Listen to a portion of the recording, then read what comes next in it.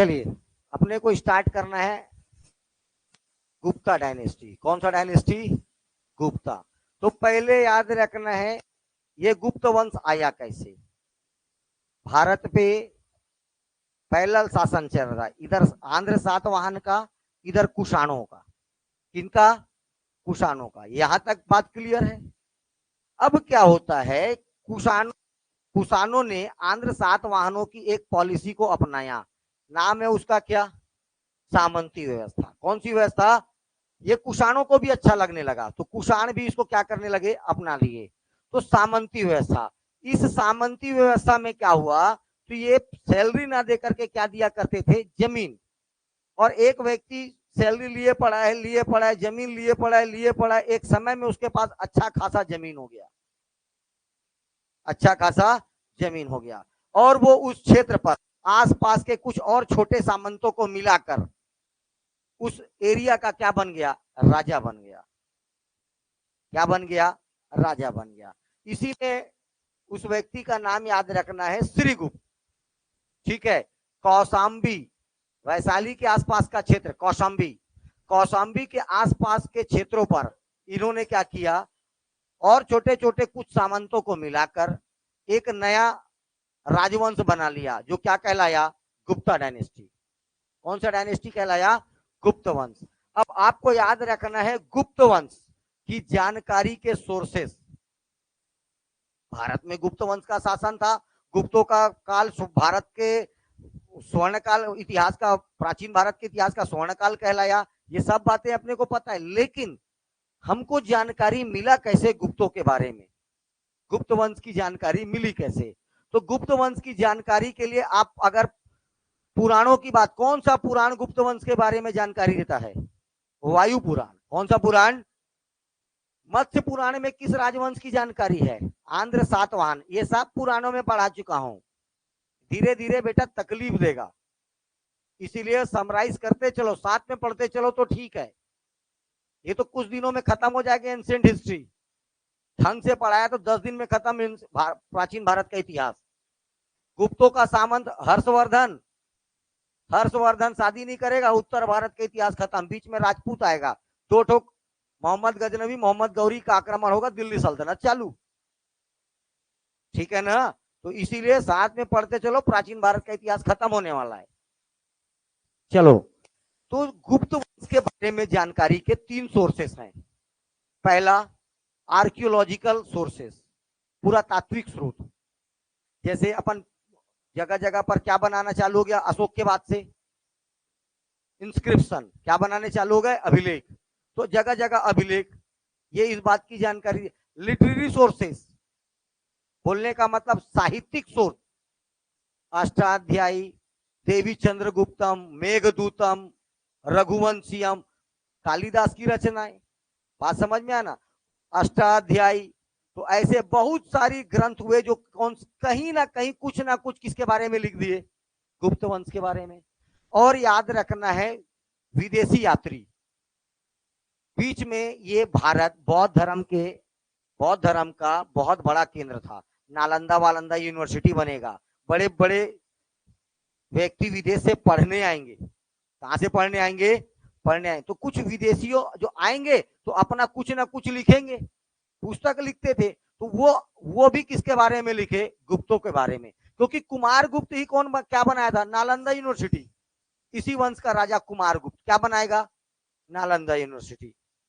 ठीक है। तो नालंदा यूनिवर्सिटी में पढ़ेगा और गुप्त वंश का शासन चरण लिखेगा ही। ठीक है। फाहियान आएगा, वेनसांग आएगा, इत्सांग आएगा, और बाद में आएगा याद ना अलबरूनी। अलबरूनी तक क्या लिख दिया है? गुप्त वंश के बारे में कुछ ना कुछ लिखा है। देखो, मैं नाम से बता रहा हूं, इसके बारे में ज्यादा जानकारी नहीं है, इसके बारे में ज्यादा जानकारी नहीं है। साहित्य मैं बता रहा हूं आपको, आर्कियोलॉजिकल एविडेंस। ध्यान से सुनना। चंद्रगुप्त प्रथम के बारे में भी कोई ज्यादा खास नहीं याद रखना। समुद्रगुप्त का एक अभिलेख याद रखना, प्रयाग प्रशस्ति अभिलेख। कौन सा अभिलेख?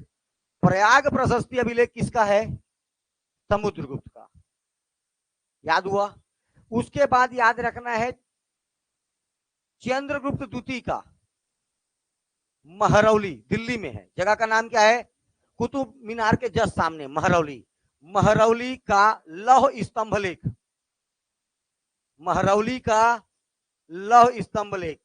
समुद्रगुप्त का प्रयाग प्रशस्ति अभिलेख, चंद्रगुप्त का महरौली स्तंभ लेख।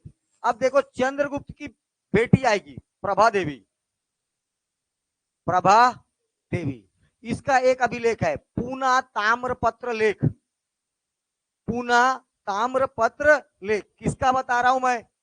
चंद्रगुप्त की बेटी का नाम प्रभा देवी या प्रभावती। पूना ताम्रपत्र लेख कितना याद हुआ? 3। कितना? 3। इसके बाद विशालगढ़, विशालगढ़ कुमारगुप्त का है। विशालगढ़ अभिलेख किसका है? कुमारगुप्त का। राजा के नाम के अनुसार याद रखना है। विशालगढ़ किसका है? कुमारगुप्त का। स्कंदगुप्त का 2 याद रखना है, भीतरी गुफा लेख, कौन सा? भीतरी गुफा लेख। और एक याद रखना है इसी का,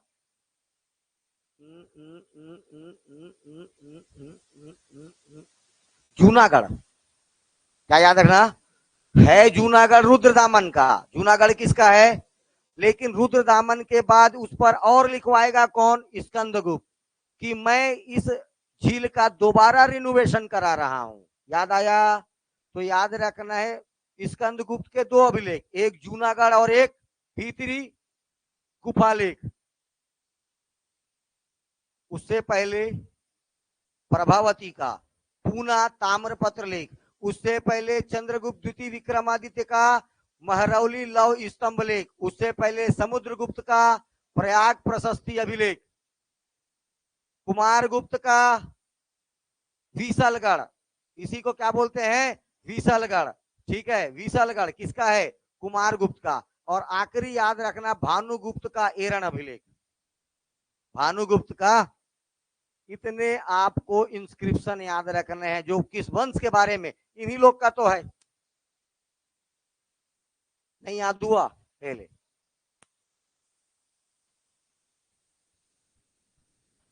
पुरातात्विक स्रोत, ये अभी ईस्वी में ध्यान नहीं देना है, आपको याद रखना है गुप्त वंश था कब से कब तक था? 3rd सेंचुरी से लेकर 6th सेंचुरी तक।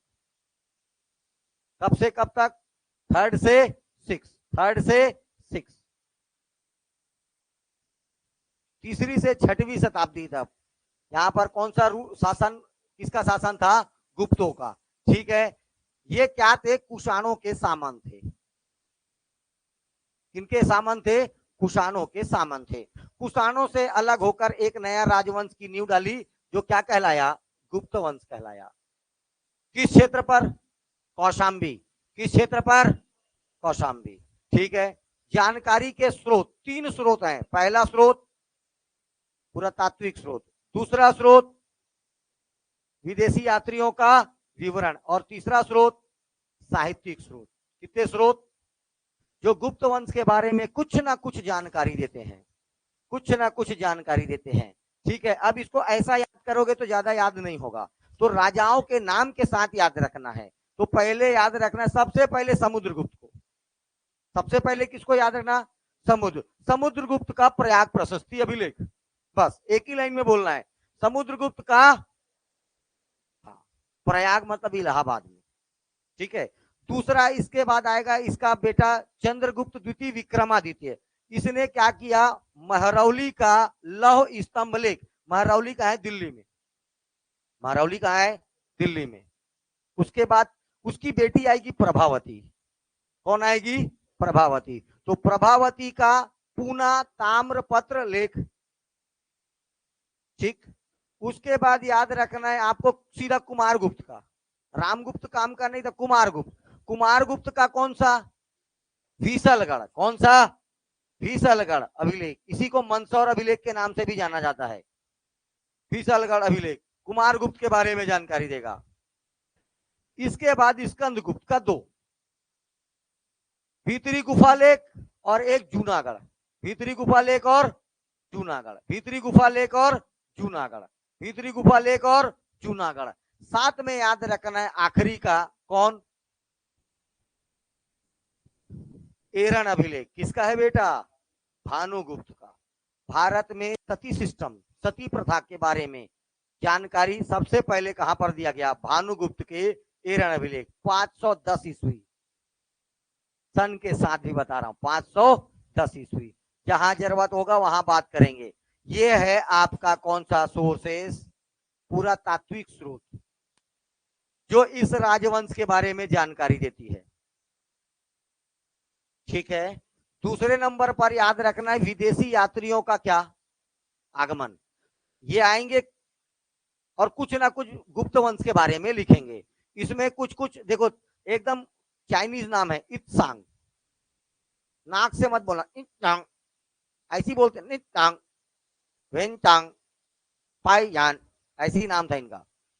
पाहियान, वेनसांग और इत्सांग, याद हुआ? तीनों चाइना। कैसा प्रोडक्ट है? चाइनीज। और एक याद रखना है अलबरूनी, ये मुस्लिम आक्रमणकारी गौरी के साथ आएगा। कौन? अलबरूनी, फिरदौसी, प्री गजनवी सुने हो, उनके साथ आएंगे। ये विदेशी यात्री आए और गुप्त वंश के बारे में अपनी पुस्तकों में कुछ ना कुछ, जैसे फाहियान, इसकी पुस्तक का नाम फोक्यूकी, ले फेनसांग सीयूकी, ऐसे ही नाम था ये लोग का, फोक्यूकी, सीयूकी, है ना? हाँ, तो ये इनकी रचनाएं हैं। इन्होंने कुछ ना कुछ किसके बारे में लिखा? गुप्तों के बारे में लिखा। तो ये याद रखना है, विदेशी यात्रियों के आगमन से भी हमको किसके बारे में जानकारी मिलती है? गुप्त वंश की जानकारी मिलती है। और किसकी जानकारी मिलती है भैया? साहित्यिक स्रोत। ऐसे कुछ पुस्तकें जिनमें कुछ ना कुछ कहीं ना कहीं किस वंश के बारे में लिखा गया? गुप्त के बारे में। तो गुप्त वंश के बारे में लिखा सबसे ज्यादा याद रखना है आपको, चंद्रगुप्त द्वितीय विक्रमादित्य के नवरत्नों में एक था कालिदास। कौन था? कालिदास। कालिदास की कुछ रचनाएं बहुत फेमस है, जैसे अभिज्ञान शाकुंतलम। ठीक है, अभिज्ञान शाकुंतलम सबसे इंपॉर्टेंट रचना। मेघदूतम, रघुवंशम, विक्रमांक वंशियम, याद हो रहा है? हो रहा है। देवी चंद्रगुप्तम, इसकी रचना नहीं है, इसी को याद रखना है। देवी चंद्रगुप्तम किसकी रचना है? यही क्वेश्चन पूछेगा। देवी चंद्रगुप्तम किसकी रचना है? विशाख दत्त का। अभिज्ञान शाकुंतलम 1, मेघदूतम 2, रघुवंशम 3, कुमार संभवम 4, विक्रमांक वंशियम 5, ऋतु सहारा 6, ऋतु संहार, सहारम। ठीक है, क्योंकि ये मैक्सिमम किसमें लिखता था? संस्कृत में। और एक नाटक लिखा, मालविका अग्निमित्रम, बता चुका हूं मालविका अग्निमित्र के बारे में कल। हाँ, लाल पीला हरा नीला हीरोइन थी मालविका। ठीक है, और ये अग्निमित्र शुंग। इतनी रचनाओं में कहीं ना कहीं कुछ ना कुछ किसके बारे में लिखा गया है? गुप्ता डायनेस्टी के बारे में। ठीक है, आपको ये क्या पूछेगा? ये नहीं पूछेगा, ये आपको पूछेगा इसके राइटर कौन है, इस बुक के राइटर कौन है। अभिज्ञान शाकुंतलम किसकी रचना है? मेघदूतम किसकी रचना है? ठीक है, देवी चंद्रगुप्तम किसकी रचना है, या देवी चंद्रगुप्तम में किसके बारे में वर्णन है? आगे देखेंगे किसके बारे में वर्णन है इस पे। आगे याद रखना है विशाख दत्त का मोस्ट इंपॉर्टेंट बुक मुद्रा राक्षस। दोनों पुस्तक बहुत इंपॉर्टेंट है। देवी चंद्रगुप्तम, ये है ध्रुव, पूरा नाम है ध्रुव देवी, और ये है चंद्रगुप्त द्वितीय, इनका भी था लाल पीला हरा नीला। ठीक है, ध्रुव देवी और चंद्रगुप्त द्वितीय, लाल पीला हरा नीला मतलब प्रेम प्रसंग, लोल। हाँ, ठीक है। हाँ, वरामिहिर, वृहत संहिता और पंच। अब इसको एक एक दो दो बार पढ़ना है, बिना देखे लिखना है, फिर पढ़ना है। अच्छा, इसको नहीं भूल सकते, बाण भट्ट। बाण भट्ट जो है हर्षवर्धन का दरबारी का था, तो ये हर्षवर्धन के बारे में लिख दिया हर्षचरित। बाणभट्ट किसका दरबारी कवि था? इसके बाद वर्धन वंश पढ़ेंगे, वहां भी पढ़ना है, यही है मेन, वर्धन वंश का यही मेन है। हर्षवर्धन, अंतिम उत्तर भारत का, प्राचीन भारत का अंतिम हिंदू सम्राट हर्षवर्धन, ठीक है। तो हर्षवर्धन का दरबारी कवि बाणभट्ट, इसने लिखा हर्षचरित, क्योंकि इसका गुरु, इसका बॉस कौन है? हर्षवर्धन। और एक याद रखना, कादंबरी, ये बहुत पूछा हुआ क्वेश्चन है, बाणभट्ट की रचना। और खुद हर्षवर्धन कवि था। रत्नावली, नागानंद, ये देखो रत्नावली, नागानंद, प्रियदर्शिका खुद लिख दिया, खुद भी कवि था। और उसके दरबारी कोर्ट पोएट का क्या नाम था? उसके कोर्ट पोएट का क्या नाम है? बाणभट्ट। और बाणभट्ट अपने बॉस के लिए लिखा क्या? हर्ष चरित, हर्ष का चरित्र कैसा था। और दूसरा क्या लिखा? कादंबरी। कामंदक की रचना पूछ चुका है व्यापम, नीति शास्त्र। कामंदक की रचना नीति शास्त्र। जैसे विष्णु शर्मा का दुनिया जानता है पंचतंत्र, ये भी पूछ चुका है। ये ऐसा कोई क्वेश्चन नहीं जो नहीं आया है। विष्णु शर्मा पंचतंत्र की कहानियां सुने हो? हाँ, ये पंचतंत्र। आर्यभट्ट, ये देखो आर्यभट्ट का सूर्य सिद्धांत, मेंस का क्वेश्चन, और आर्यभट्टियम। अब क्वेश्चन देगा आर्यभट्टियम किसकी रचना है, दुनिया को ही बता देगा आर्यभट्ट का है, इसलिए मेंस में दिया था, ऑप्शन ही नहीं होता। समझ में आया? 2 लाइन का 2 नंबर का क्वेश्चन, आर्यभट्ट की किन्हीं 2 रचनाओं को बताइए, सूर्य सिद्धांत और आर्यभट्टियम। धनवंतरी, अणु सिद्धांत, वात्स्यायन का काम सूत्र, ये कई बार क्वेश्चन आ चुका है, पिक्चर भी बन चुका है, ठीक है। वात्स्यायन कौन है? ये वात्स्यायन की पुस्तक का नाम कामसूत्र। वत्स भट्टी, रावणवध, पाणिनि अष्टाध्यायी, नाम तो सुने इसका, और चंद्रगोमी की चंद्र व्याकरण। ये एक एक 2-2 बार पढ़ना है, लिख के पढ़ना है, नहीं याद होता, हमको भी नहीं होता था, बार बार करने से याद होगा। पहला दूसरा बार में कोई विटामिन का गोली खा के नहीं आता है, सच्चाई। और इसमें जो ओड कोड करा वो पहले वो जीवन कोड हो जाएगा, कोड ज्यादा, कोड में कोड होता है, कोड। फिर परिचम सोचेगा कोड का था, गया, इसका उसके में याद आया था, गया। जैसे मैथमेटिक्स को ट्रिक से भी पढ़ाया जा सकता है, लेकिन हर क्वेश्चन के लिए अलग अलग ट्रिक पढ़ना मूर्खता है। ट्रिक ऐसा रहे जो उससे पूरा वो चैप्टर बन जाए, तब वो ट्रिक कहलाएगा। हर क्वेश्चन के लिए ट्रिक, तो फिर वहां सोचते रहा इसका ट्रिक का था, तब तक पार। क्वेश्चन पढ़ते कलम चलना चाहिए, समझ में आया? क्वेश्चन पढ़ते क्या चलना चाहिए? कलम चलना चाहिए। वही क्वेश्चन थोड़ा लंबा है, लेकिन प्रैक्टिस से वो शॉर्ट हो जाएगा। उसी क्वेश्चन को मैं 10 तरीके से बता सकता हूं, एक लाइन भी नहीं लिखूंगा उसका आंसर आ जाएगा। वहां तक जाना है, ये सिर्फ प्रैक्टिस से होगा। इससे होगा? प्रैक्टिस से। ओके, इन सारी सोर्सों से आपको यह पता चलता है कि इस राजवंश का संस्थापक कौन था? श्रीगुप्त। श्री उसका नाम था, राजवंश के कारण सबके पीछे क्या लग गया? गुप्त। क्या लग गया? गुप्त। तो श्री उसका नाम था, राजवंश क्या पड़ा? गुप्ता डायनेस्टी, इसलिए नाम पड़ गया श्रीगुप्त। ये श्रीगुप्त किसका सामंत था? तो कुषाणों का। किनका सामंत था? तो कुषाणों का। तो इन सब चीजों से आपको जानकारी मिलती है कि गुप्त वंश का संस्थापक कौन है? श्रीगुप्त। चलिए, 10 के 10 राजाओं का नाम एकदम एक सांस में याद आना चाहिए, तभी पढ़ने का मजा है। फिर कोड बना लो, गायत्री मंत्र टाइप का। श्रीगुप्त का बेटा घटोत्कच, श्रीगुप्त का बेटा घटोत्कच, घटोत्कच का बेटा चंद्रगुप्त प्रथम। इसके बाद आएगा इस पूरे वंश का सबसे मेन शासक, नाम समुद्रगुप्त। कौन आएगा? समुद्रगुप्त के 2 बेटे, एक का नाम रामगुप्त, एक का नाम चंद्रगुप्त द्वितीय। क्योंकि सेकंड नंबर पे आ रहा है इसलिए बोलोगे चंद्रगुप्त द्वितीय। पहले आए तो चंद्रगुप्त प्रथम, और एक और था उसका नाम था चंद्रगुप्त मौर्य, वो मौर्य है, मौर्यन डायनेस्टी वाला। अभी आप गुप्त पढ़ रहे हो, गुप्त वंश पढ़ रहे हो, तो इसीलिए बोला चंद्रगुप्त प्रथम और रामगुप्त के आएगा चंद्रगुप्त द्वितीय। चंद्रगुप्त द्वितीय के बाद आएगा कुमारगुप्त। चंद्रगुप्त द्वितीय के बाद कौन आएगा? कुमारगुप्त के बाद आएगा स्कंदगुप्त।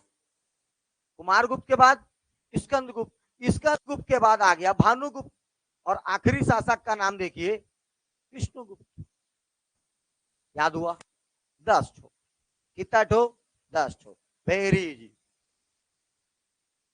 श्रीगुप्त पहला, फिर वो अभी पूछूंगा ध्यान से एक बार और। श्रीगुप्त घटोत्कच। श्रीगुप्त के बाद चंद्रगुप्त प्रथम, समुद्रगुप्त, रामगुप्त, चंद्रगुप्त द्वितीय, कुमारगुप्त, स्कंदगुप्त, भानुगुप्त, विष्णुगुप्त।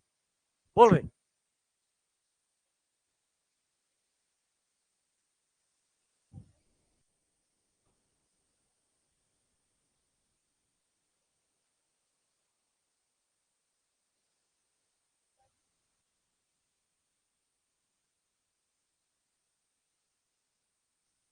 विष्णुगुप्त। कौन? याद हुआ? बोल।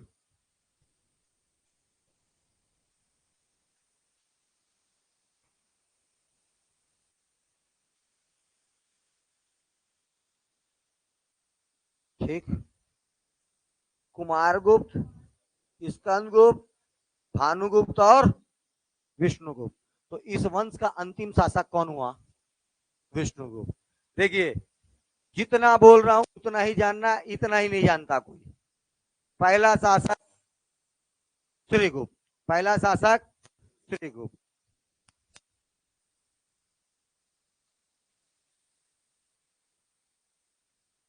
श्रीगुप्त। और दूसरा शासक इसका बेटा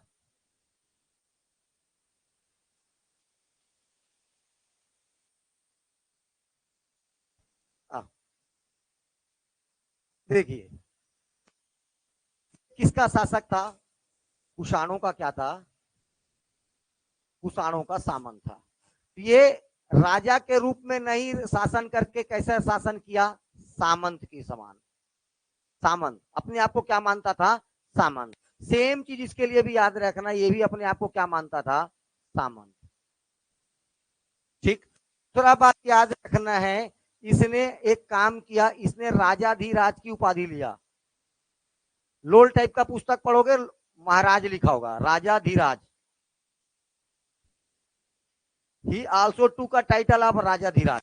दोनों ने राजाधिराज की उपाधि लिया। अब मैं क्या बोल रहा हूं ध्यान से सुनना। क्वेश्चन आएगा गुप्त वंश का संस्थापक। गुप्त वंश का संस्थापक। अच्छा, किस क्षेत्र पर अधिकार किया ये? कौशाम्बी। कौशाम्बी यहां पर ये अपना शासन प्रशासन ये भी कहां से? कौशाम्बी से किया। अब देखो श्रीगुप्त और घटोत्कच के बारे में ध्यान से सुनना मेरी बात। क्वेश्चन आएगा गुप्त वंश का संस्थापक। गुप्त वंश का संस्थापक। आंसर क्या आएगा? श्रीगुप्त। क्या आएगा आंसर? श्रीगुप्त। नॉर्मली क्वेश्चन जब भी पूछेगा गुप्त वंश का संस्थापक क्या बोलोगे? श्रीगुप्त। लेकिन अगर किसी अभिलेख का नाम लिख के देगा, जैसे इस अभिलेख का नाम देखो, देखो कुमार कुमार देवी का एक अभिलेख है, कहां से मिला? अरे क्या नाम है उसका? पूना अभिलेख किसका है? प्रभा देवी का। किसका है? प्रभा देवी के पूना अभिलेख के अनुसार गुप्त वंश का संस्थापक घटोत्कच था। कौन था? घटोत्कच। ये देखिए श्रीगुप्त का उत्तराधिकारी, ये देखो इसके बारे में देखो ध्यान से। कौशाम्बी को अपना राजधानी बनाया, सामंत के रूप में शासन किया। गुप्त का संस्थापक कौन कहलाता है? श्रीगुप्त। दूसरा बात याद रखना है, इसके इसने काय उपाधि दिया? ही टू का टाइटल ऑफ राजाधिराज की उपाधि लिया। दूसरा पॉइंट। साथ में याद रखना है श्रीगुप्त ही संस्थापक था, इस बात की जानकारी महरौली लौह स्तंभ लेख से मिलता है। और महरौली लौह स्तंभ लेख किसका है? चंद्रगुप्त द्वितीय विक्रमादित्य का, दिल्ली के महरौली में। ठीक है, ये हुआ श्रीगुप्त। अगर क्वेश्चन पूछेगा गुप्त वंश का संस्थापक, आंसर क्या आ जाएगा? श्रीगुप्त। अब देखो घटोत्कच, मस्त दिख रहा है नहीं घटोत्कच? हाँ, ये देखो, फाउंडर ऑफ गुप्ता डायनेस्टी लिखा है, लेकिन श्रीगुप्त का उत्तराधिकारी इसने भी किसकी उपाधि लिया? इसने भी शासन कहां से किया? कौशाम्बी से। घटोत्कच इस वंश का संस्थापक है। हमें प्रभावती के कहां से मिलता है? पूना अभिलेख से इस बात की जानकारी मिलती है। और दूसरा यही सेम जानकारी देता है सुपिया अभिलेख। किसका है वो? स्कंदगुप्त का। सा से सुपिया, सा से स्कंदगुप्त, दोनों एस एस। दो अभिलेख अगर एकदम विशेष तौर पर अभिलेख का नाम देकर पूछा, सुफिया अभिलेख के अनुसार गुप्त वंशों का संस्थापक कौन था, तो क्या आंसर आएगा? घटोत्कच। क्या आएगा आंसर? घटोत्कच।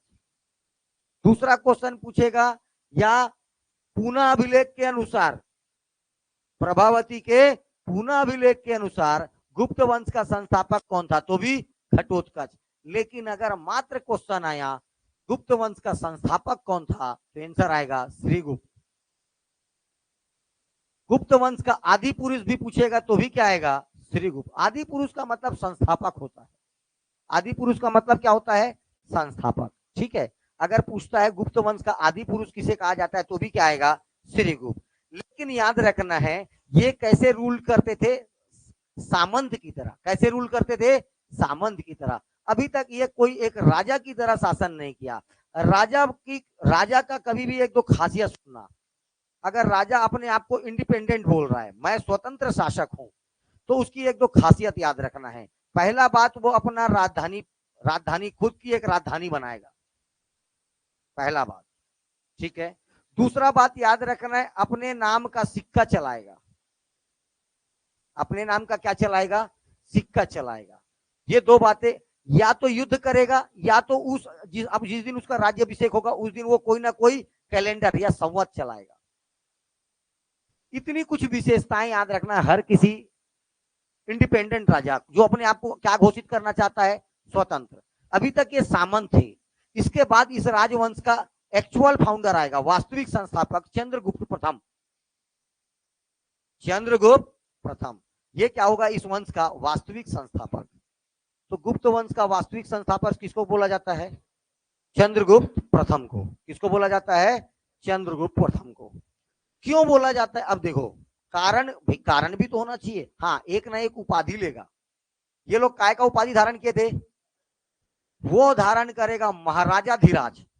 काय का उपाधि धारण करेगा?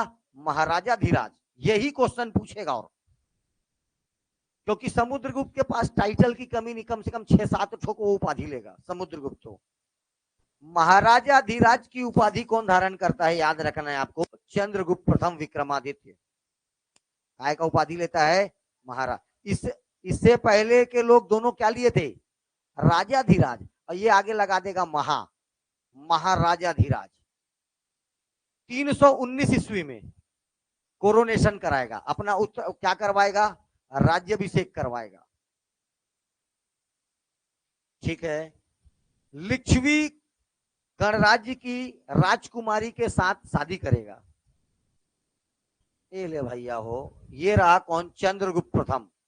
चंद्रगुप्त प्रथम को ही क्या माना जाता है? वास्तविक गुप्त वंश का वास्तविक संस्थापक।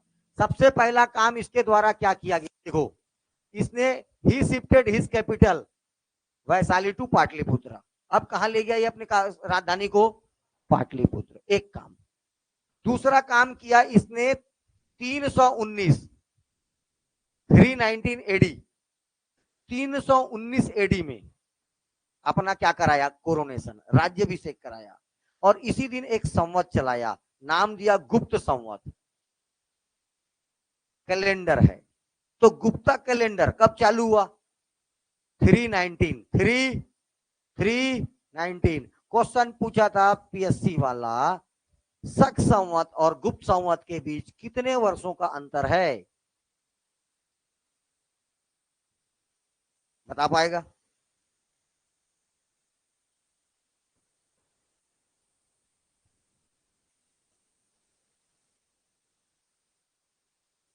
गलत।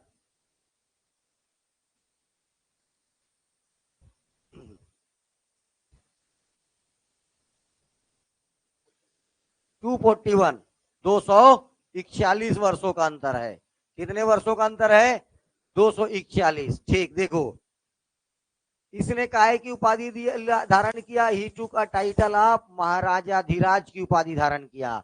इसने लिच्छवी गणराज्य, भारत का पहला स्वतंत्र गणराज्य, भारत के इतिहास का पहला स्वतंत्र गणराज्य कौन सा था? लिच्छवी गणराज्य, ये भी याद रखना। इंडिपेंडेंट, कैसा था ये? इंडिपेंडेंट। तो भारत का पहला स्वतंत्र गणराज्य क्या था? लिच्छवी। इसकी राजकुमारी नाम क्या था?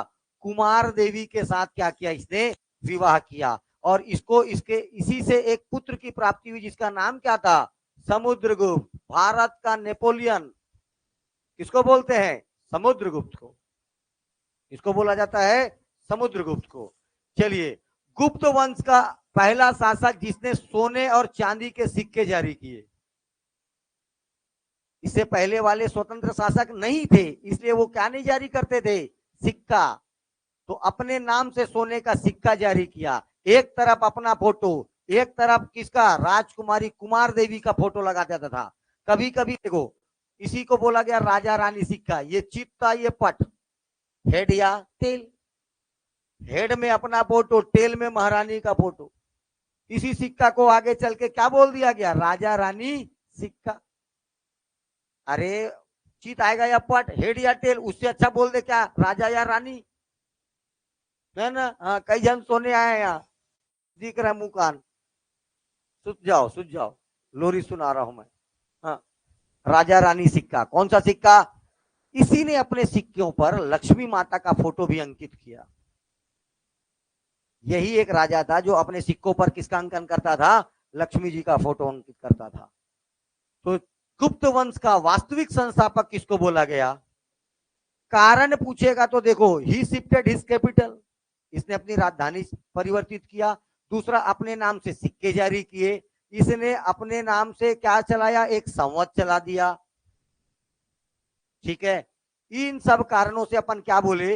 इस राजवंश का वास्तविक संस्थापक कौन है? तो चंद्रगुप्त प्रथम। ठीक, लेकिन इस राजवंश को सबसे ज्यादा पावरफुल पर्सन आएगा, इसका बेटा समुद्रगुप्त। इसका बेटा समुद्रगुप्त, ये रहा समुद्रगुप्त। सिकंदर के पश्चात दूसरा इतिहास का राजा जिसने क्या देखा सपना? विश्व विजय का। बाद में आगे चल के नेपोलियन कहां का था? फ्रांस का कि इटली का? फ्रांस का। कहां का था? फ्रांस का। Napoleon Bonaparte. ठीक है, ये भी आगे चल के ऐसा ही सपना देखता है। इसकी जो मिलिट्री सैन्य जो शक्तियां थी या सैनिक आक्रमण जो था बहुत पावरफुल था। इसीलिए आगे चल के कुछ इतिहासकार जैसे Vincent A Smith, V A. Smith, Vincent Arthur Smith, इसने इसे भारत का नेपोलियन कहा। क्या कहा? भारत का नेपोलियन। एक बात। दूसरा बात याद रखना है, खुद ये ना क्या करता था? संगीत का भयानक प्रेमी था, खुद वीणा बजाता था। नगाड़ा और वीणा बहुत बेहतरीन बजाता था ये। तो कैसे पता चला अपने? ये नगाड़ा बजाते, सॉरी वीणा बजाते हुए अपना एक सिक्का जारी किया, वीणा शरण सिक्का। जैसे देखो सरस्वती माता का फोटो है, क्या पकड़ी हुई है? वीणा। ऐसे ही वीणा पकड़ के कौन फोटो खिंचवाया? समुद्रगुप्त। इसी को बोला गया वीणा शरण सिक्का।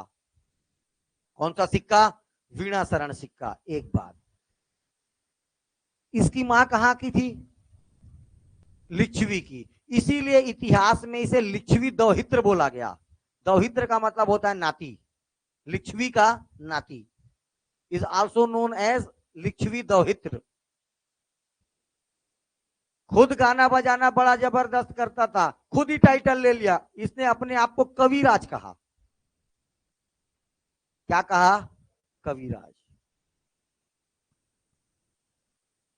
याद हो रहा है?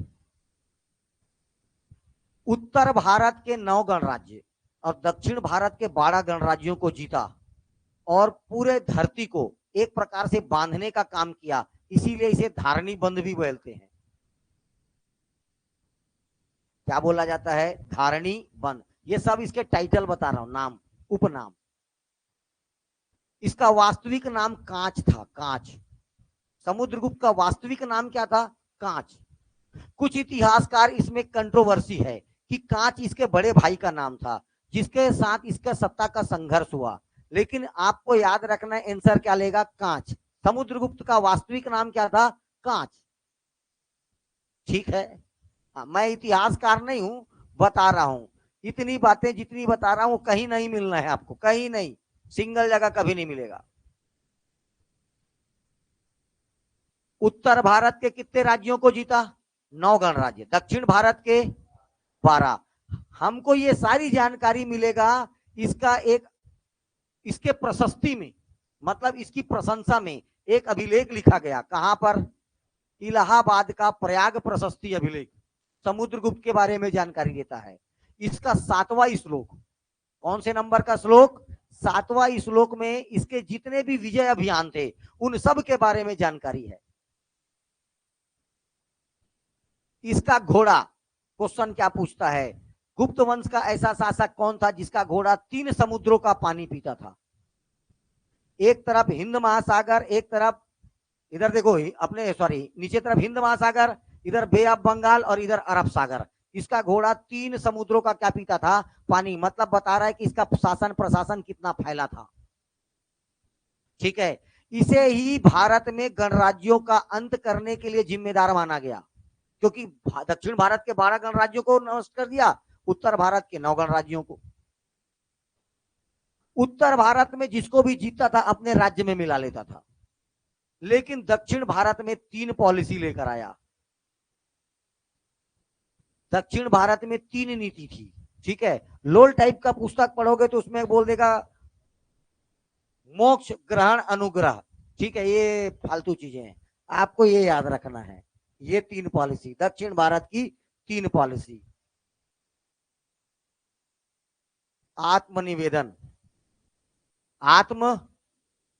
आत्मनिवेदन पहला पॉलिसी युद्ध का। उत्तर भारत में तो एक ही काम, युद्ध करके क्या कर लेना है, अपने में मिला लेना है, अपने गणराज्य में। उत्तर के लिए। दक्षिण भारत में युद्ध की 3 नीतियां। पहली नीति क्या बोला मैं, आत्मनिवेदन।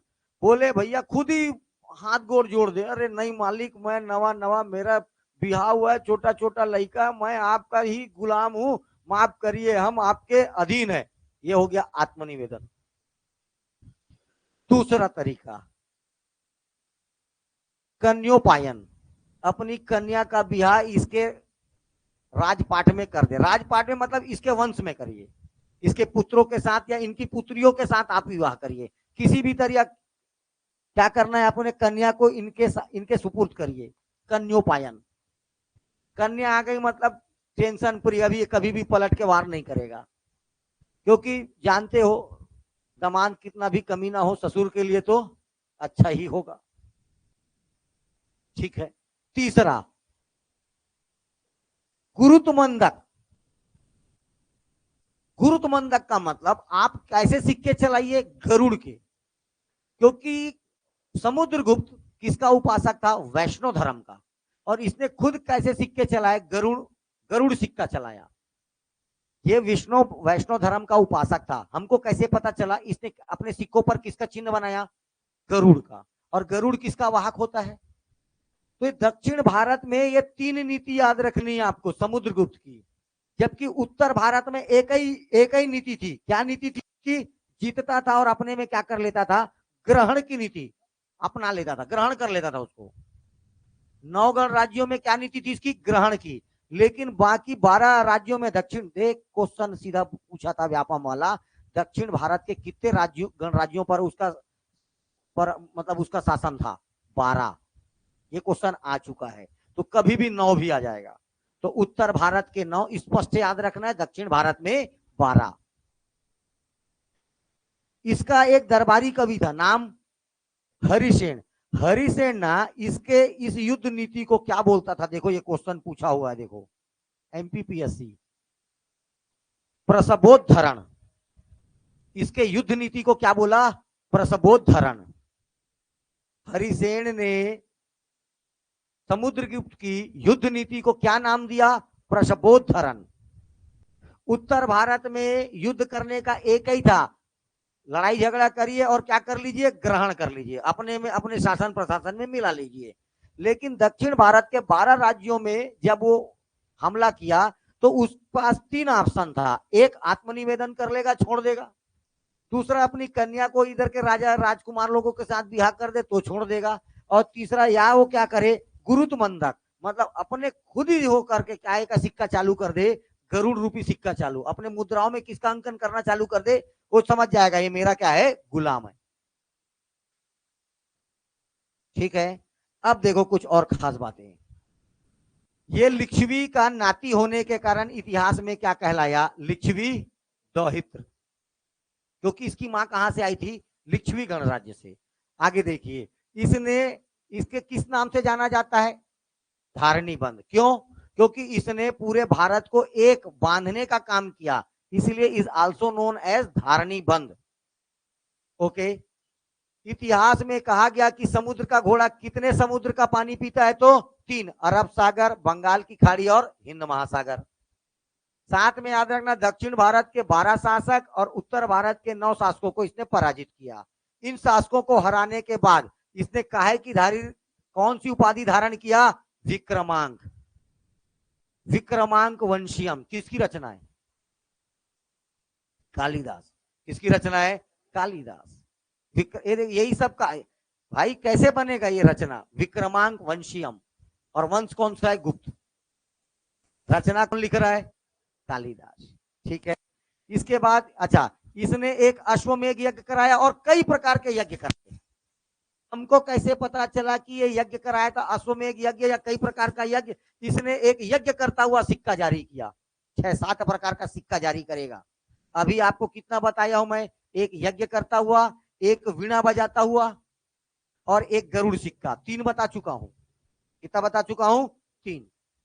तो हमें कैसे पता चला कि ये यज्ञ कई प्रकार का यज्ञ और अश्वमेघ यज्ञ कराया था? क्योंकि इसने एक सिक्का जारी किया था। कैसा सिक्का, यज्ञ करता हुआ सिक्का। ये भी कैसा था, इसका दरबारी कवि का नाम, और ये खुद क्या था, एक कवि था। इसने खुद को क्या बोला, मैं कविराज हूं। ही टूक का टाइटल आप कविराज। इसने काहे की उपाधि धारण किया, कविराज की। ये भी याद रखना। इसी के सिक्कों पर वीणा बजाते हुए इसको दिखाया गया। इससे पता चलता है कि किसका प्रेमी था, म्यूजिक लवर, संगीत प्रेमी।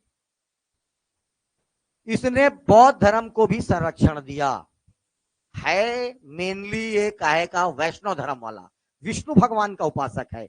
लेकिन अपने दरबार में एक बौद्ध भिक्षु वसुबंधु को क्या देता था, ये आरक्षण देता था, मतलब संरक्षण, आरक्षण नहीं, संरक्षण, प्रोटेक्टेड। किसको, वसुबंधु। नाम क्या है इसका, वसुबंधु। ठीक है। इसके दरबारी कवि का नाम क्या था, हरिसेन। और हरिसेन ने क्या लिख दिया, प्रयाग प्रशस्ति अभिलेख। देखो, ये इलाहाबाद में अशोक ने अपना एक अभिलेख लिखाया था, इलाहाबाद अभिलेख। ठीक है। इसी अभिलेख को क्या किया, हरिसेन क्या किया, पूरा का पूरा गोद दिया किसके बारे में, किसका दरबारी कवि, हरिसेन, समुद्रगुप्त के बारे में। क्योंकि इसके प्रशस्ति, प्रशंसा में लिखा, इसलिए नाम है प्रयाग प्रशस्ति अभिलेख। प्रशस्ति का मतलब प्रशंसा, प्रशस्ति का मतलब प्रशंसा, इसलिए नाम पड़ा प्रयाग प्रशस्ति अभिलेख। क्या नाम पड़ा, प्रयाग प्रशस्ति अभिलेख। अब ध्यान से सुनना बात। प्रयाग प्रशस्ति अभिलेख के अनुसार, अच्छा, प्रयाग प्रशस्ति अभिलेख किस शैली में लिखा गया, तो चंपू शैली। कौन सी शैली, चंपू शैली, चंपू काव्य शैली। मोस्ट इंपॉर्टेंट पॉइंट, प्रयाग प्रशस्ति अभिलेख किसमें लिखा गया, तो चंपू काव्य शैली। गद्य और पद्य दोनों में लिखा जाए उसको बोलते हैं चंपू शैली। कौन सी शैली, चंपू शैली। संस्कृत भाषा का सबसे बड़ा अभिलेख, जूनागढ़ अभिलेख। कौन सा अभिलेख, जूनागढ़ अभिलेख। चंपू शैली का अभिलेख, प्रयाग प्रशस्ति अभिलेख। इसमें सारी बातें किसके बारे में लिखी गई है? समुद्रगुप्त के प्रशस्ति में, प्रशंसा में। इसी में लिखा, अरे भाई क्या लड़ता था, ऐसा था, सा ऊपर का 9 नीचे का 12, सबको निपटा दिया, ऐसा राजा था। श्लोक नंबर 7। इसके युद्ध विवरण को कौन बताया? श्लोक नंबर 7। इसी में छत्तीसगढ़ के 2 राजाओं का वर्णन है। कौन माइका लाल बताएगा? प्रयाग प्रशस्ति अभी बोल। हाँ, व्याघ्रराज। दक्षिण कौशल का राजा महेंद्र और नलवंशी राजा व्याघ्रराज का वर्णन कहां पर है? तो प्रयाग प्रशस्ति अभिलेख में। ठीक, ओके। इसने समुद्रगुप्त को क्या बोला जाता है? 100 युद्धों का विजेता। इसीलिए इसको नाम के साथ और क्या जुड़ता है? समरसत। इसने इतना मार काट मचाया, इतना मार काट मचाया कि इसे गणराज्यों के अंत का क्या माना गया? उत्तरदायी। गणराज्यों का अंत करने के लिए किस गुप्त शासक को उत्तरदायी ठहराया गया? तो याद रखना है, तो भी क्या आएगा? समुद्रगुप्त। ठीक है। श्रीलंका का एक शासक था मेघवर्मन। ये मेघवर्मन डरते डरते कांपते कांपते आया किसके पास? समुद्रगुप्त के पास। क्योंकि ये कौन से धर्म का अनुयायी था? वैष्णव का। और बोला, भाई मैं बोध गया में एक तो क्या मंदिर बनाना चाहता हूं? बौद्ध मंदिर।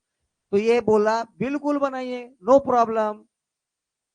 बेचारा खुशी खुशी गया और बोध गया में कौन सा मंदिर बनाया? एक बौद्ध मंदिर। शासक का नाम जानना है? श्रीलंका का शासक मेघवर्मन। श्रीलंका का शासक मेघवर्मन। इसे ही गणराज्यों के अंत का उत्तरदायी माना गया। 100 युद्ध जीता था, इसीलिए नाम के साथ समरसत लगा। नाम के साथ क्या लगा? समरसत लगा। लिच्छवी का नाती होने के कारण लिच्छवी दौहित्र लगा। धरती को बांधने का काम किया, इसलिए धारणी बंध लगा। कवि अपने आप को माना, इसीलिए कवि राज बोला। ठीक है। ऊपर और नीचे बहुत सारे गणराज्यों को जीता, इसलिए इसने ही टू का टाइटल ऑफ विक्रमांक, इसने विक्रमांक की उपाधि धारण लिया। और इसको also known as a Napoleon of India, Bharat का नेपोलियन बोलते हैं। ईरान का नेपोलियन बोलते हैं नादिर शाह को। ईरान का नेपोलियन कौन है? नादिर शाह। और नेपोलियन बोनापार्ट है कहां का? मेनली फ्रांस का। वो भी विश्व विजय का सपना देखा था, अपने मिलिट्री वर्क के लिए कुछ ज्यादा ही फेमस था। कौन? Napoleon Bonaparte. ठीक है। चलिए, समुद्रगुप्त कौन से धर्म को अपनाता था? वैष्णव धर्म समर्थक था। समुद्रगुप्त ने दक्षिण विजय के समय, जब समुद्रगुप्त दक्षिण भारत का अभियान कर रहा था, उस समय दक्षिण भारत का शासक का नाम था महमूद। ये क्वेश्चन पता नहीं काहे पूछा था, लेकिन एक बार आ चुका है। जब ये दक्षिण भारत के अभियान पर जाता है, उस समय दक्षिण भारत का शासक कौन रहता है? महमूद। कौन रहता है? तो महमूद। इतने में कोई दिक्कत? इसके 2 बेटा थे। इसके कितने पुत्र हुए? 2। एक का नाम था रामगुप्त और दूसरे का नाम था चंद्रगुप्त द्वितीय। इसी को बोला गया विक्रमादित्य। टोटल इतिहास में विक्रमादित्य की उपाधि कितने लोग लेंगे? 14 लोग। कितने लोग? 14। पहले बार विक्रमादित्य की उपाधि कौन लिया? मालवा का शासक, कल बताया था। इसने किसको हराया? शक शासकों को हराया। कब? 57 बीसी में। और क्या संवत चलाया? विक्रम संवत। क्या चलाया? विक्रम संवत। यही तो है इतिहास, यही है इतिहास। ठीक है। इच्छा से पढ़ोगे तो एक बार पढ़ोगे, जीवन भर नहीं भूलोगे। बगैर इच्छा पढ़ोगे, पढ़ते रहोगे। समझ में आया? हाँ। फिर बोल रहा हूं, आपका जो नोट्स मैं दे रहा हूं, ये यूपीएससी एग्जाम के लिए काफी है। समझ में आ रहा है? अब आपका मन है एक नया चीज खोजने के लिए 2 पुस्तक पढ़ना चाहते हो तो पढ़ो, वरना इनफ है। अपना नोट्स खुद बनाइए, ज्यादा अच्छा है ना? साफ बता रहा हूं, इनफ है, इनफ। कोई भी आप पुस्तक उठा के देख लेना, जो आप पढ़ रहे उतना है क्या उसमें पहले। हाँ, एक आध पॉइंट एक्स्ट्रा के लिए मैं बताया ना, कई पुस्तक पढ़ सकते हो आप। ये गलती कभी ना करना। अपना काम है, पोस्ट पाइए, आगे बढ़िए। साइंटिस्ट बनने का काम नहीं है बेटा, साइंटिस्ट बनने का काम मेरा है, रिएक्शन देखने का काम मेरा है। और मैं चीज जब छान के लाया हूं, बात समझ में आ रहा है ना, ऑलरेडी मैं छान के लाया हूं, इसमें और कटिंग सेटिंग ना करना, इतना डिटेल पढ़ना पड़ेगा। पीएससी निकालना है तो इतना डिटेल पढ़ना पड़ेगा। गया समुद्रगुप्त, नेपोलियन दुनिया जान रही है। लक्ष्मी दोहित्र, अब समझ में आया कहानी। धारणी बंद, समझ में आ रहा है, तो ये जानना पड़ेगा। भारत का नेपोलियन दुनिया जान रही है, उतना जानने से काम नहीं चलेगा, अब डिटेल जानना पड़ेगा। लेकिन इतना इनफ है। गणराज्यों का अंत का उत्तरदायी माना गया श्रीलंका का शासक मेघवर्मन। इससे काहे का परमिशन मांगा? बोध गया में बौद्ध मंदिर बनाने का। इसको परमिशन दिया कि नहीं दिया? बिल्कुल दिया। और साथ में याद रखना है, जब ये दक्षिण भारत के अभियान पर था तो वहां का शासक कौन था? और दक्षिण भारत में इसके युद्ध की नीति के कितने प्रकार की नीतियां थी? 3। ठीक है, याद है? कन्योपायन 1, दूसरा आत्मनिवेदन, और तीसरा गुरुत्व। गरुड़ का सिक्का नहीं, नाम क्या है उसका? गुरुत्व मंदक, गुरुत्व मंदक। गरुड़ का सिक्का नहीं बोलेगा, गुरुत्व मंदक, ये पॉलिसी। अच्छा, अगर एक साथ इसके युद्ध अभियानों को हरिसेन ने क्या कहा? प्रसवोद्धरण। ये क्वेश्चन याद रखना, प्रसवोद्धरण। ठीक है, प्रसवोद्धरण। हाँ, चलिए, इसके 2 बेटे हुए, एक का नाम रामगुप्त, दूसरे बेटे का नाम चंद्रगुप्त द्वितीय।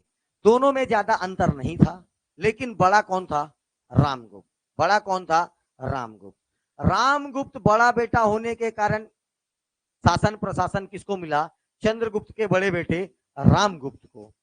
लेकिन रामगुप्त का बिहार हो जाता है ध्रुव देवी के साथ। किसके साथ शादी हो जाता है उसका? ध्रुव देवी के साथ। देवी चंद्रगुप्तम किसकी रचना है? किसकी रचना है? विशाख दत्त की। इसका बिहार हो जाएगा किसके साथ? ध्रुव देवी के साथ। बिहार हो गया। ध्रुव देवी बिहार करके आई, तब इसके छोटे भाई को देखी, किसको? चंद्रगुप्त द्वितीय को, मुहा गई। और ये उसको देख के मुहा गया, भारी सुंदर ध्रुव देवी। अब जो सुंदर है वो सुंदर है ना भैया, बहुत सुंदर, ये मुहा गया। और वैसे ही पावरफुल पर्सनालिटी किसका था? चंद्रगुप्त द्वितीय का। लेकिन भाई कौन था? रामगुप्त। इसीलिए बिहार किसके साथ हो गया? रामगुप्त के साथ। लेकिन इश्क और मुस्क छुपाए नहीं छुपता, ठीक था। लेकिन इसी बीच में मालवा और उज्जैन के आसपास शक लोग थे। याद आया? शक अभी भी थे। इस शक वंशों ने किसके ऊपर आक्रमण कर दिया? रामगुप्त के ऊपर आक्रमण कर दिया। रामगुप्त के ऊपर आक्रमण किया और रामगुप्त के पास शर्त रखा, आपको या तो पाटलिपुत्र के शासन प्रशासन संभालना है, या तो ध्रुव देवी। दोनों में से कोई एक चीज आपका और एक मेरा है, क्या देना पसंद करोगे? बोले शासन प्रशासन मैं रखता हूं, ध्रुव देवी को तू रख। ठीक है। रुद्रदामन 3, रुद्रदामन उस समय शक शासक जो था, ये शक शासकों ने क्या किया? अब ध्रुव देवी को अपने साथ लेके आ गए। ये बात पता चला चंद्रगुप्त द्वितीय विक्रमादित्य को। सबसे पहले गया शक शासक के पास, कचाकच पूरा काटा लाइन से, सैनिक पकड़ के गया, ध्रुव देवी को अपने साथ लाया। तब सिंहासन पर कौन बैठा था? रामगुप्त। ऐसे उसके बाल को पकड़ा और गला वहीं मारा, कटाक, उसको हटाया राजगद्दी से, खुद राजगद्दी पर बैठा और किसके साथ शादी किया? ध्रुव देवी के साथ शादी किया। लेकिन रामगुप्त और ध्रुव देवी की एक पुत्री थी, नाम था प्रभा देवी। लेकिन शादी कौन कर लिया? चंद्रगुप्त द्वितीय। इसलिए इतिहास में किसकी पुत्री बोला गया उसको? चंद्रगुप्त द्वितीय की। वो पुत्री किसकी थी? उसके बड़े भाई की। नाम क्या था उसका? प्रभा देवी। प्रभा देवी, इसी का कौन सा अभिलेख? पूना अभिलेख। और इस प्रभा देवी का इतिहास आपको छत्तीसगढ़ में पढ़ना है, ठीक है। हाँ, प्रवर सेन और रण सेन जब पढ़ाऊंगा तो मेघदूतम ग्रंथ जाएगा, प्रभावती विधवा हो जाएगी, कालिदास को भेजेगा, जा भैया इसकी रक्षा कर कुछ दिन तक, ठीक है। आते आते सरगुजा में रुकेगा, देखेगा और यहीं पर किसकी रचना कर देगा? मेघदूतम ग्रंथ की। इतिहास एक दूसरे से रिलेटेड है, याद रखना पड़ेगा। तो ये रामगुप्त तक याद रखोगे, लेकिन रामगुप्त के समय में एक बात और याद रखना है, इसी का एक सेनापति था गोपराज। कौन था? गोपराज। गोपराज युद्ध में मारा जाता है। चलो आपको एक काम का बात बताता हूं, सती प्रथा। क्या बता रहा हूं? सती प्रथा। क्योंकि भारत में पहली बार सती प्रथा प्राचीन भारत के इतिहास में देखने किसके शासनकाल में मिलेगा? तो रामगुप्त के शासनकाल में मिलता है, ठीक है। इससे पहले सती प्रथा का वर्णन रामायण काल में भी है, ठीक है। जिसके नाम से गुरुग्राम का नाम पड़ा है, क्या नाम है उसका? ऋषि का नाम क्या है? गुरु द्रोण। सबसे पहले महाभारत में इसकी पत्नी क्या होती है? सती होती है, ठीक है। गुरु द्रोण की पत्नी क्या? अरे अपने मर्जी से पति की चिता पर पूरा सुहागन बन के अपने शरीर को जला देना साथ में पति के, क्या कहलाता है? सती प्रथा। क्या कहलाया? सती प्रथा। बाद में इतिहास में, ये तो मैं बता रहा हूं पुराणों के अनुसार, इतिहास में सती प्रथा का पहला साक्ष्य रामगुप्त का एक सेनापति था गोपराज। रामगुप्त के सेनापति का क्या नाम था? गोपराज। इसकी पत्नी ने अपने पति के मृत्यु के पश्चात, तय तो नहीं लड़ेल जाता, मोरे पति लड़ेल गेरी बिचारल मारवा देते हैं, मैं नहीं जाना जा महू मरा। तो ये भी मस्त एकदम सुहागन ड्रेस में अपने पति के साथ एक ही चिता पर जलना क्या कहलाता था? पहले ये स्त्री की इच्छा पर डिपेंड करता था। पहले क्या करता था? ये स्त्री की इच्छा पर। बाद में पुरुषों ने इनमें मदद करना चालू कर दिया। हाँ, ठीक है। इसके बाद यही प्रथा को कुछ और महिलाओं ने अपनाया और धीरे धीरे ये एक प्रथा बन गया। पहले ये ऐच्छिक था, पहले कैसा था? ऐच्छिक था। उसके बाद ये क्या हो गया? परमानेंट। पति मरा मतलब कई जन की पत्नियां बेचारी भाग जाती थी। पति उधर जैसे खबर सुनते थे ना, किसी पति मर गया, पत्नी गायब। क्यों? जबरदस्ती ले जाएगा और कहां झूला कहां फेंकेगा? आग में। तो उसकी पत्नी भाग जाया करती थी। उसको खोज, उसके चिता को तब तक आग नहीं लगाया जाता था जब तक उसकी पत्नी को खोज के पकड़ ना ले। क्यों? मोक्ष नहीं मिलेगा बोले। तो पहले उसकी गांव गांव पहले आवाज लगा के पहला तुतरू उतरू बजा के खोजा जाता था और जैसे मिलती थी तब इधर आग लगता था और दो फिर इसको झुला के कहा जा, ठीक है। इतिहास में पहला शासक जिसने सती प्रथा पर लगाम लगाने का कोशिश किया वो याद रखना, मोहम्मद बिन तुगलक, MBT, मोहम्मद बिन तुगलक।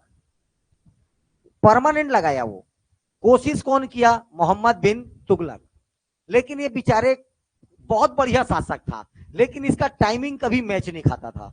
ये जो भी काम किया हर चीज ठीक था, बहुत लायक था, बहुत पढ़ा लिखा था, बहुत अच्छा शासक था, लेकिन इसका टाइमिंग कभी मैच नहीं खाता था। क्या मैच नहीं खाता था? टाइमिंग। जैसे शादी का उम्र है 25 साल से लेके 30-35 तक कर लो, ये अच्छा टाइमिंग है। अब बोलेगा 65 में शादी करूंगा, ये कोई टाइमिंग है? समझ में आ रहा है? बरसात में जो फसल लगाना है उसको गर्मी में लगा रहा है, गर्मी में जो फसल लगाना है उसको किस में लगा रहा है? बरसात में लगा रहा है। इसका टाइमिंग कभी मैच नहीं खाया। इसीलिए इतिहास में इसे सनकी सुल्तान, पागल सुल्तान के नाम से भी जाना जाता है, मोहम्मद बिन तुगलक को। इसने सबसे पहला प्रयास किया किसको बंद करने का? सती प्रथा को बंद करने का। लेकिन फाइनली अपने शासन में फिरोज शाह तुगलक, इसी के बाद आएगा फिरोज शाह तुगलक, इसने क्या किया? सती प्रथा का अंत किया। मध्यकालीन भारत में जैसे मरा फिरोज शाह तुगलक फिर चालू, फिर चालू। इसके बाद याद रखना है कुछ अकबर आया, अकबर ने अपने शासन काल में फिर सती प्रथा को बंद किया, अकबर मरा फिर चालू। औरंगजेब आया, औरंगजेब ने भी अपने शासन प्रशासन में सती प्रथा को बंद किया, औरंगजेब मरा फिर चालू। कुछ समय तक पुर्तगालियों ने भी दक्षिण भारत में सती प्रथा को बंद करने का प्रयास किया, लेकिन वो भी सफल नहीं रहे। इसके बाद याद रखना है आपको सीधा राजा राम मोहन राय। राजा राम मोहन राय, राजा राम मोहन राय जिस दिन पैदा हुआ उसी दिन उसकी मदर का डेथ हो गया, जब बहुत छोटा था, 1 आध साल का था, उसकी मम्मी मर गई। उसको यह भी नहीं पता कि उसकी माँ कौन थी, उसकी भाभी ने उसको पाला था। कौन पाला था उसको? उसकी भाभी ने। वो अपनी भाभी को ही अपनी माँ समझता था। जब राजा राम मोहन राय 10 वर्ष का हुआ तो इसका भाई मर गया, बड़ा भाई, और इसका बड़ा भाई मर गया, और इसकी जो भाभी थी उसको जबरदस्ती इसकी आंखों के सामने ये बोलते रह गया, मेरी माँ, बच्चा मेरा छोटा है, मेरा बच्चा। अब ये तो था क्या, उसका देवर था, मेरा देवर छोटा है, ये रोते भी लगते रह गया। लेकिन सती प्रथा के तहत उसको जबरदस्ती क्या कर दिया गया? सती कर दिया गया। सती प्रथा बाद में और गंभीर हुआ राजपूत काल में, जब जौहर प्रथा आई। सती में तो एक ही पत्नी, एक ही लड़की मरती थी। जौहर प्रथा में पूरा ग्रुप का ग्रुप, महिलाओं का ग्रुप पूरा किसमें कूद देता था? आग के कुंड में। यह सती प्रथा का ही एक स्वरूप था, जो मुस्लिम आक्रमणकारियों से बचने के लिए राजपूत महिलाओं के द्वारा अपनाया जाता था। यह प्रथा कहलाता था जौहर। कौन सा प्रथा कहलाता था? जौहर। और इसमें एक तो सबसे बड़ा उदाहरण पद्मावती, ठीक है, सबसे बड़ा उदाहरण कौन? चित्तौड़ की रानी पद्मावती। तो ये प्रथा आगे बढ़ बढ़ के कहां तक पहुंच गया? 18वीं सेंचुरी तक पहुंच गया। और राजा राम मोहन राय की भाभी को उसके सामने क्या कर दिया गया?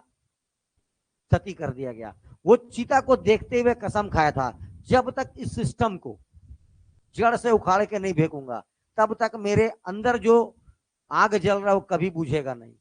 और राजा राम मोहन राय ने पूरे जीवन भर सती प्रथा को बंद करने के लिए अथक प्रयास किया। और इन्हीं के प्रयासों से 1829 को लॉर्ड विलियम बेंटिक की सहायता से, विद लॉर्ड बेंटिक के द्वारा, विद द हेल्प ऑफ राजा राम मोहन राय, राजा राम मोहन राय की मदद से लॉर्ड विलियम बेंटिक ने भारत में 1829 को पूर्णतः किसको प्रतिबंधित कर दिया? सती प्रथा को। तो प्राचीन भारत में पहली सती याद रखना है गोपराज की पत्नी, नाम नहीं मिलेगा, ऑप्शन नंबर डी, गोपराज की पत्नी। क्या मिलेगा? गोपराज की पत्नी। ये एक डरपोक शासक था, 5 साल इसका शासन रहा, 375 से लेके 380 तक। यहां से शासन बनेगा चंद्रगुप्त द्वितीय विक्रमादित्य। चंद्रगुप्त द्वितीय विक्रमादित्य। यहां से क्लास कल स्टार्ट करूंगा, ठीक है। पीडीएफ डालूंगा कब? जब ये पूरा क्या हो जाएगा? सुधर जाएगा।